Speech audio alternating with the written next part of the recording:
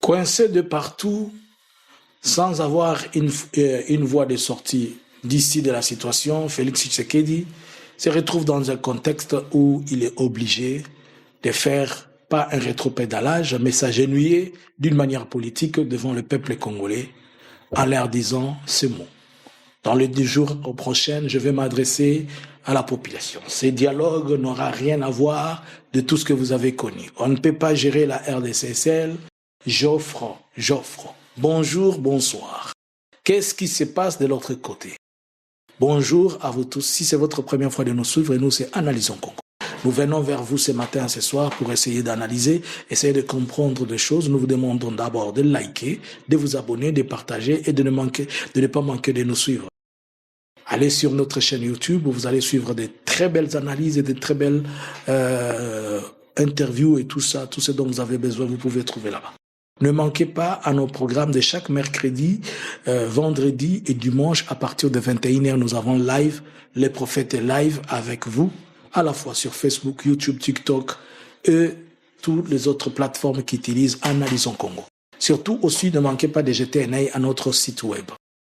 Alors, le président Félix se retrouve au Gabon, à Libreville, et il est devant la diaspora congolaise. Pendant qu'il est en train d'échanger avec la diaspora congolaise, il essaye d'expliquer, il essaye, comme d'habitude, de faire son show. Et en faisant le show, le président dit que dans les jours à venir, il va devoir s'adresser à la nation. Mais si vous comprenez, si vous prenez le temps, vous prenez le message qui a été fait à Libreville et les autres messages, vous allez remarquer que cette fois-ci, il a essayé un peu de diluer la situation. Puisque si souvent, que ce soit en RDC ou dans le diaspora, quand il fait des sorties, il a les tempos d'un orgueilleux, de quelqu'un qui maîtrise, qui contrôle. En réalité, on sait qu'il ne contrôle rien, il ne maîtrise rien. Mais cette fois-ci, l'expression de son texte, l'expression de son discours fait voir que il est arrivé au coup. L'autre fois, quand il était au Congo, il pouvait dire facilement, dialoguer avec l'AFC, avec ces gens, c'est la ligne rouge. Ceux qui veulent le dialogue, ça doit être ici, à ma volonté, machin. Mais là, il dit, quand même, dans les jours à venir, on va vous expliquer. Mais jusque-là, il dit qu'il va faire un discours pour expliquer, il va s'adresser à la nation pour expliquer. Mais attention, Félix, ça reste toujours une personne qui se contredit par rapport à lui-même. Ça reste toujours une personne imprédictible, surtout. Il est dans la manque de la logique et de la suite des choses. Donc, on ne peut pas s'attendre à quelque chose de mystérieux ou de grave dans ce qu'il va faire comme discours. On sait aussi pourquoi il annonce là-bas, c'est puisqu'il est en train de chercher comment diluer les activités politiques peut-être de ces 64. Mais on doit se poser la question, pourquoi maintenant Félix accepte-t-il qu'il va dialoguer alors qu'il a souvent refusé qu'il n'y avait pas de dialogue? Déjà, le fait qu'il accepte qu'il va dialoguer, c'est là le contredit et c'est là l'acquise lui-même par rapport à tout ce qu'il a présenté auparavant. Plusieurs fois, il a fait comprendre qu'il n'y avait pas de crise politique en RDC. Il était en train de faire comprendre que c'était plutôt une agression qui est venue. Mais aujourd'hui, s'il accepte de dialoguer, cela veut dire qu'il reconnaît qu'il y a une crise. Ça peut être une crise électorale, ça peut être une crise, je ne sais pas, politique interne, des questions liées. En tout cas, il y a crise. Et c'est pourquoi il parle de dialogue. Mais en parlant de ces dialogues, il vient faire comme... Donc, d'abord, pour le moment, il donne raison à tous ceux qui lui ont demandé « Asseyons-nous pour parler ». Lui qui était en train de refuser, qui ne devait pas s'asseoir. Mais aujourd'hui, il accepte qu'il va s'asseoir. Quel que soit le format sur lequel il va le faire, s'il dit qu'il va s'asseoir avec lui-même, s'il dit qu'il va s'asseoir, c'est-à-dire avec le sympathisant, s'il va s'asseoir avec quelques composantes en créant son opposition, au moins, il reconnaît qu'il y a un problème politique. À ce stade-là, même s'il dit que les M23 ne vont pas venir et Kabila ne va pas venir, mais au moins il y a un problème politique. Et s'il y a un problème politique, s'il refuse la présence de Joseph Kabila, il refuse Nanga, là encore il s'enfonce davantage puisqu'il a reconnu qu'il y a un problème. Bon. Il va engager le dialogue, mais le préalable, on le connaît tous, et les préalables ne sont pas encore pour aujourd'hui, puisque dans le préalable, il y a la décrispation de l'environnement politique, Ce n'est pas le fait d'avoir remis le passeport à Olivier Kamita, tout que cela veut dire qu'on apporte la solution au problème. Non, il y a encore des problèmes le plus sérieux. Toutes ces condamnations qui n'ont pas de sens, on doit lever toutes ces... Il doit passer par la signature, de signer toutes ces histoires qui les fassent sortir du chemin pour que les gens se retrouvent d'une manière ou d'une autre. Et là, ça va prendre du temps avec des aspects juridiques et autre chose, mais c'est la responsabilité encore de lui qui est mise en cause, puisque on va encore venir lui dire, donc tu vois que tu avais fait un mauvais jugement qu'il ne fallait pas. Bon, s'il dit que maintenant il va dialoguer, cela veut dire que quelque part, il n'est plus en mesure de faire ce qu'il était en train de faire auparavant. Puisque auparavant, il était en mesure de dire qu'il va faire la guerre. Auparavant, il disait que l'Éternel combattra pour lui. Qui dit son Éternel, c'est Donald Trump. Auparavant, il disait la diplomatie tremblante. Auparavant, il allait demander les sanctions un peu partout. C'est-à-dire maintenant, il a compris et les paquets de sanctions, et Donald Trump, et les forces pour lesquelles il voulait faire la guerre, tout est devenu sans effet. Et comme tout est devenu sans effet, cela ne le permet plus de pouvoir entrer dans ces sphères de continuer à faire la guerre. Voilà pourquoi il privilège le dialogue. Mais attends, ce dialogue peut aussi être un moyen dissuasif, un moyen de gagner le temps. Si tous les prorata ne sont pas mis en place, cela veut dire que le monsieur veut gagner du temps. Puisque il ne s'agit pas d'organiser, il faut pas seulement organiser le dialogue, mais ça doit être un dialogue qui est organisé sous de bons formats. Par exemple, tu ne vas pas dire que tu organises le dialogue à Kinshasa et que tu espères un bon dialogue. Tu ne vas pas dire que tu organises les dialogues et qu'il y a des gens qui sont en prison. Que ça soit toi qui appelle le dialogue, que ça soit toi qui se décide, que ça soit, ça n'a pas de sens. Mais à ce point-là, il répond quand même à la volonté du peuple, à la volonté de l'opposition et à la volonté des autres. Et surtout, quand on lui disait, il doit convoquer un dialogue et il a écouté la pression internationale aussi. En disant que ce dialogue n'aura rien de dialogue qui a été auparavant. Non, Félix, il te trompe. Félix est en train toujours de penser que c'est lui qui est en train de créer la RDC. Et c'est lui qui est en train de nous dire qu'il a découvert l'embouchure du fleuve Congo. Non. Non.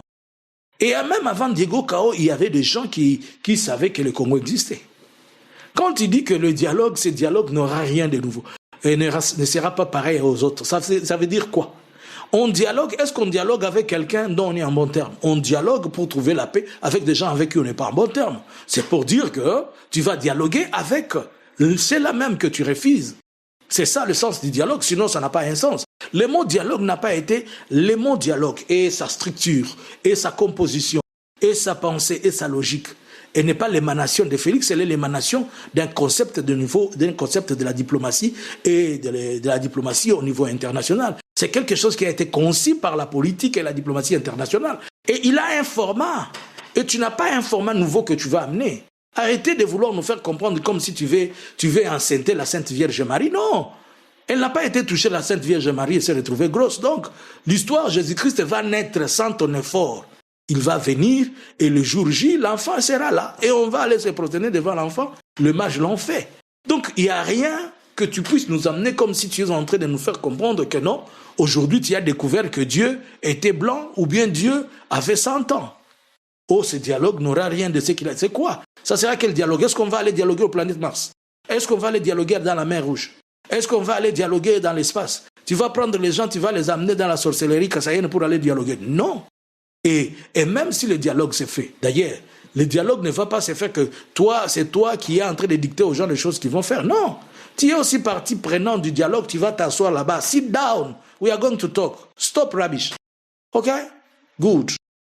Alors, le monsieur, il dit, cette offre que je veux. Il pense qu'il est en train d'offrir quelque chose. On offre des choses aux personnes qui ne sont pas, je dirais, aux gens qui ne sont pas légales. Vous n'êtes pas en train de faire la faveur de quelqu'un, Félix.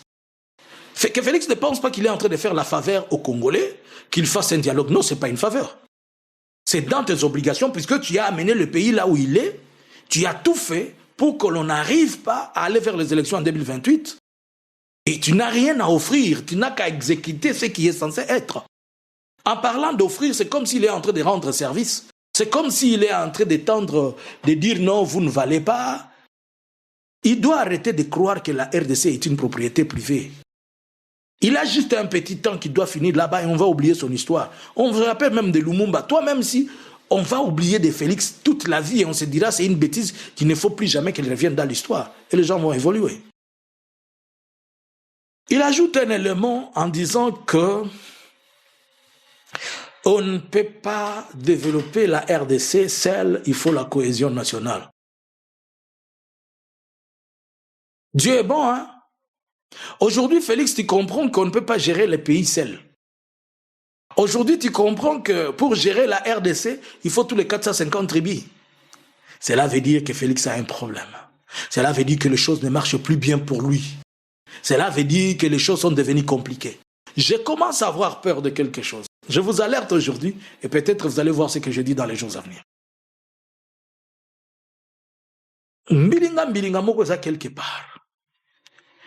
La réponse à Félix démontre que dans les états-majors, on va changer de langage dans les jours à venir. Déjà, tozaka biso nyoso ba congolais, singa famille ebenda na kamekata na rate, tocha na se, boyaka to solo là oh, omoni ezalaki ka pouvoir et ça la bongo, tozaka bandeko, il va chercher à se racheter dans les jours à venir. Puisque certainement il a compris que les choses ne sont plus bonnes. Quand il commence à vous dire qu'on ne peut pas gérer la RDC seul, quand il commence à vous dire que la RDC, on ne peut pas la gérer seul, cela veut dire qu'il commence à tendre la main aux autres. Cela veut dire qu'il commence à être prêt. Mais il faut se poser la question. Il tend la main longue ou la main courte? Il peut tendre la main longue et la main courte. Et la main longue, il sait que c'est une main qui sera conditionnée. Et la main courte, il va prendre certaines personnes, il va les intégrer quelque part pour parler de je ne sais quoi. Est-ce que vous comprenez? À ce stade où nous sommes, nous comprenons tous que Félix est coincé quelque part. Si vous écoutez les discours de Félix, vous écoutez les discours de Fayulu, vous allez comprendre quelque chose. Fayulu qui dit ici, non, Kabila doit être dans la discussion et Nanga, puisque d'après tout, Kabila a géré ce pays et machin. Puisque plus tard, Félix va venir vous dire, c'était la demande de l'opposition qu'il ne soit là, mais moi je ne voulais pas peut-être qu'il soit là. Et Fayulu qui continue à dire que lui, on l'a fait mal, mais il a déjà pardonné. Mais j'ai toujours dit à Fayulu, le mal dont il parle là, il a eu des occasions et des opportunités pour corriger ses mal. Pourquoi n'a-t-il pas corrigé ses mal en 2023? Lui-même a vendu son droit de naissance en 2023. Il a vendu encore son droit de naissance en 2018. Comme Esaú là. Il vient chaque fois rappeler aux gens qu'on a pris quoi? On prend quelque chose qui est. On ne prend pas ce qui n'est pas. Qu'est-ce qu'il y avait qu'on avait pris? Et si on a pris quoi? Et lui, et Moïse. Ce sont les deux qui ont facilité Félix à se retrouver en 2023, non? Pourquoi Moïse n'a pas récupéré son pouvoir de force lorsqu'il a dit qu'on l'a pris je ne sais comment? Pourquoi Yuri Fayulu ici n'avait pas récupéré en 2023? Mais il a laissé que 2023 soit un tremplin pour certaines personnes qui puissent gagner et qui viennent commencer à continuer à dire des choses. Donc moi je pense que Fayulu essaie de couvrir ce que Félix veut. Félix essaie de sortir dans la logique d'être un président et qu'il laisse une couloir pour dire que l'opposition demande quelque chose et tous ensemble ils vont se croiser quelque part.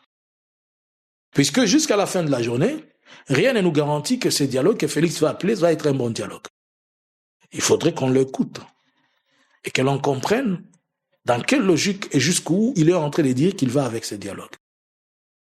Que pensez-vous? Est-ce puisqu'il est étouffé? Il ne sait plus comment récupérer des territoires. Il n'a pas l'armée. Les mercenaires lui bouffent l'argent. Le Burundi vient présentement juste pour avoir l'argent.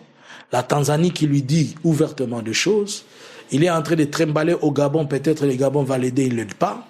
Il va à la SADC, ça ne marche pas. L'accord de Washington, jusque-là, elle ne répond plus. Elle est totalement mise aux arrêts.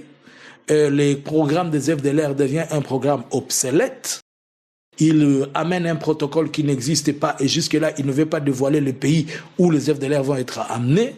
en n'oubliant pas que les FDLR, ce sont des génocidaires et que le pays qui veut les recevoir, lui aussi doit se poser la question, est-ce qu'ils ne vont pas répliquer la même chose ici chez moi? Et si on lui refusait de recevoir ces FDLR, comment les choses vont se passer? Et avec toutes ces questions, il dit, laisse-moi peut-être voir comment ça va aller avec les élections, et sachant qu'il ne va pas organiser les élections, il doit aller vers les négociations, vers le dialogue, mais tout en n'oubliant pas qu'il y a aussi beaucoup de procès au niveau de la CPI pour lui. En presque 7 années, Félix a battu les records de tout le mal. Comme je l'ai toujours dit, c'est le deuxième Léopold II de la République démocratique du Congo. Aujourd'hui, il a fait trop de mal, plus que Léopold II. Le monsieur qui, lui et sa famille, ont un procès de plus de 250 milliards de dollars qu'ils ont détournés. Que pensez-vous? Qu'est-ce qui les motive et qu'est-ce qui les pousse aujourd'hui à accepter des choses qu'il avait refusées hier? Est-il ingénu? On l'a déshabillé? Est-il présenté sans veste ou comment? À vous les claviers. Bonjour, bonsoir. Nous c'est Analysons Congo. Analysons Congo subscribers.